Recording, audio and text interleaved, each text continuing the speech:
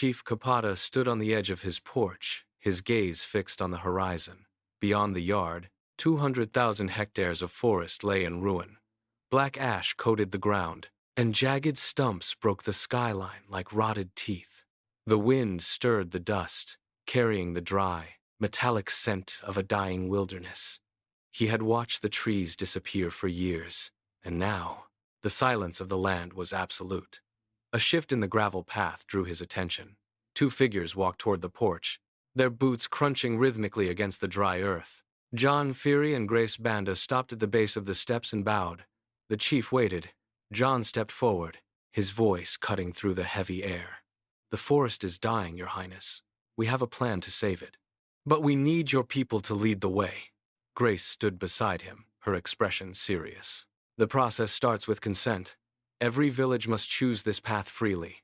The chief looked back at the charred stumps and then down at the two officers. For the first time in years, the crushing weight of the view seemed to lift, replaced by the sharp, sudden possibility of a different future. A week later, hundreds of villagers crowded beneath the sprawling canopy of the massive mango tree. The shade offered little relief from the heat or the mounting intensity. John and Grace stood on a makeshift wooden crate, their faces tense as they explained the rules of the new management group. The air grew thick with argument. Elders paced in tight circles, hands gesturing wildly toward the distant, barren tree line, questioning the risk of leaving the land untouched. Younger villagers shouted back, demanding action and a chance to reclaim their future.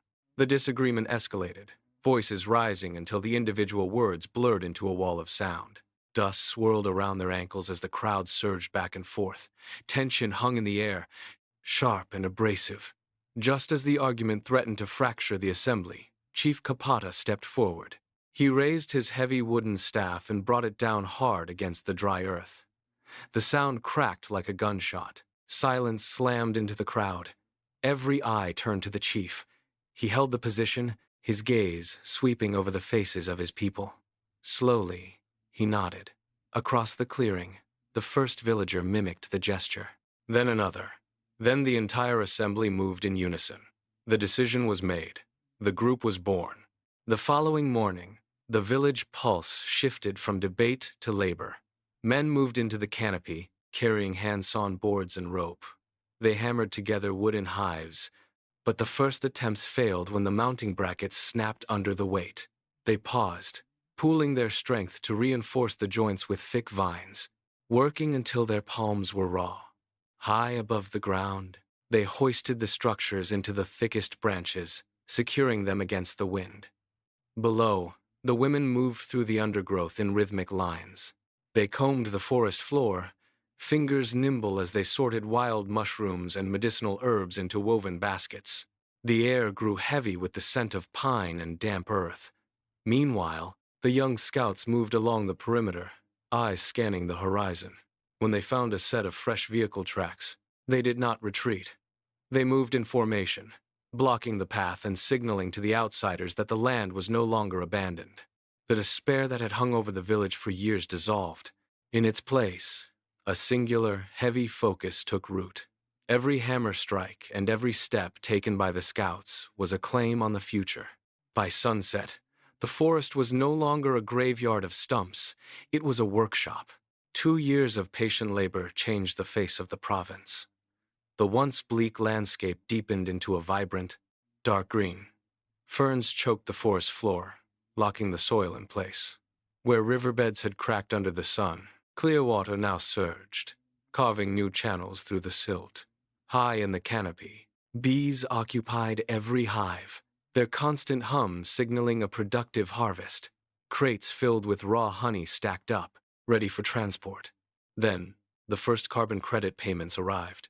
The community gathered, but there was no talk of dividing the cash into small, fleeting portions.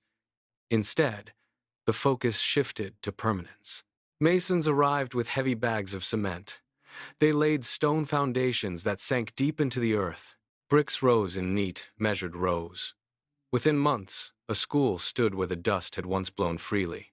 Nearby, a modern health center emerged, its walls clean and white against the backdrop of the trees. Trucks rumbled over the newly paved access road, their tires crunching on gravel as they hauled crates of honey toward the distant town markets. The forest was no longer just a collection of trees.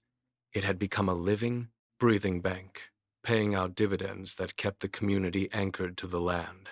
The village feast filled the clearing with the sound of drums and the smell of roasted grain. Chief Capata stepped onto the wooden platform, his hands sweeping across the lush, green horizon that now stretched unbroken toward the hills.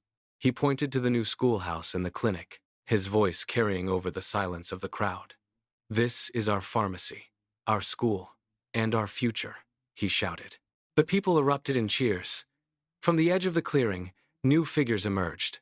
Other chiefs arrived, walking the same paths that had once been barren, their eyes fixed on the dense canopy and the steady movement of trucks on the road.